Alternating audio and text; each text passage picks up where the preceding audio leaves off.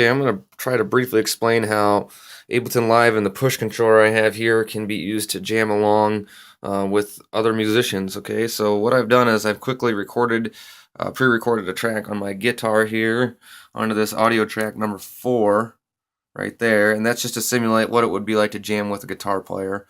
So I'm going to go ahead and play that, and you can hear that. Now I'm going to activate this MIDI track here.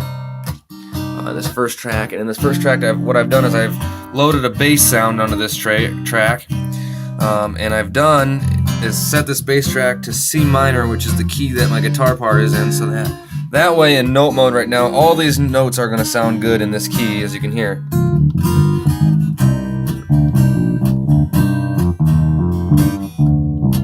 So as you can hear, any note I play is going to sound good, but I want to play along with this track, and I don't know all the notes of these, so what I can do is I can go to Scale, and as you can see it's fixed in key. I'm going to change that to Chromatic, and what that's done, all the notes that are lit up are the notes that are in the key of C minor, and the notes that aren't lit up are the notes that are not in the key of C minor. But the nice thing is, this is laid out very similarly to a guitar, so I can kind of know what these notes are. This is C here, that's my first note. F, my second note, D, G, C, D, F, C. Okay, so now I'm going to go ahead and arm this track. I'm going to record that. So I have a bass line in the back, and it's going to loop around here in a second.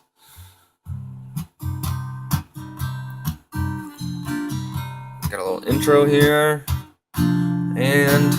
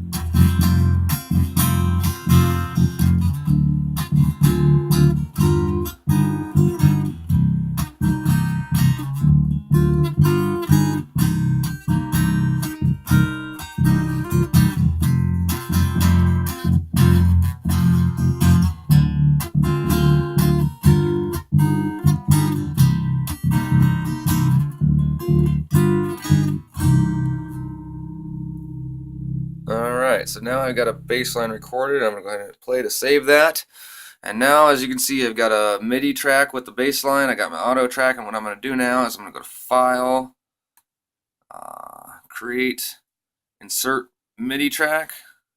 Okay, now it's telling me to press Browse to add a device. So what that means is I'm going to browse, I'm going to go on the instrument rack, and I'm going to select brass. Maybe, if I can find it. Oh, instrument rack, brass.